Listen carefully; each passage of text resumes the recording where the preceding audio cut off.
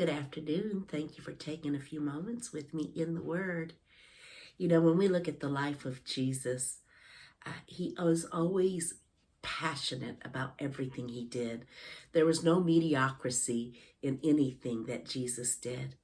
And really, when you think about the day that we live in, we're in the day of the Laodicean church. When we look at the Laodicean church, we're talking about just that, the church, not the world out there. The world is always cold and dark without Jesus. So we're living in a time where the enemy will try to infiltrate the church with lukewarmness, and we know what happens about that. So it's important that we always check our temperature and make sure that our passion is turned up white hot. When I look at Jesus, Jesus was very zealous about bringing healing to the people. We look over at Matthew chapter 21, and he went out and he went into the temple and with a whip, and he turned over the money changers' tables. What happened right after that? The sick, the lame, they came in. And he said, my house will be called a house of prayer. That passage of scriptures, all of that there always just moves my heart, because see, the sick was not allowed to come into the temple, but the temple was designed to be a place of prayer for the sick to come in and be healed. Well, they came in and Jesus healed them all. And his disciples remembered that the word said the zeal of God would consume him. Jesus was radical about prayer and his relationship with God.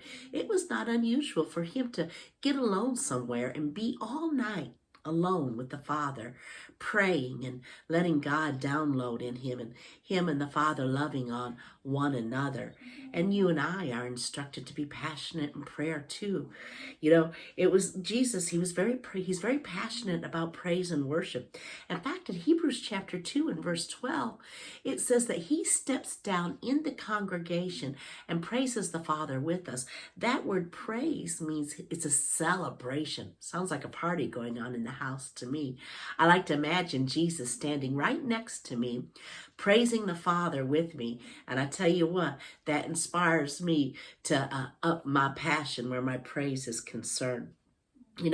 We look at Jesus, he was very passionate about giving. In fact, he stood by the place where the offerings were brought in to look and see how people gave. And then he made note of the widow woman with the 2 mites, and how she had given all that she had. And he said that she'll always be remembered.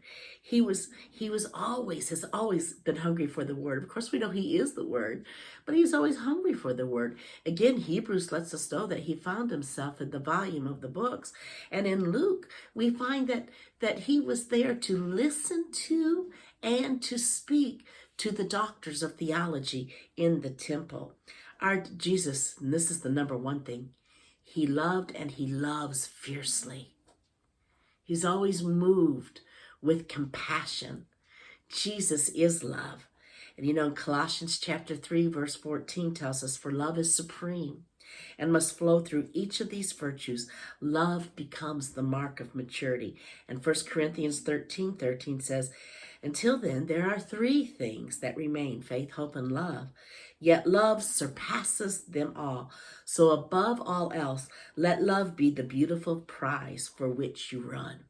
So let's make sure that we are keeping a check on our temperature, and that in our walk with God, our passion is high, that we are white hot with love, white hot in our zeal for the things of God. I love you. I look forward to being with you again on Friday.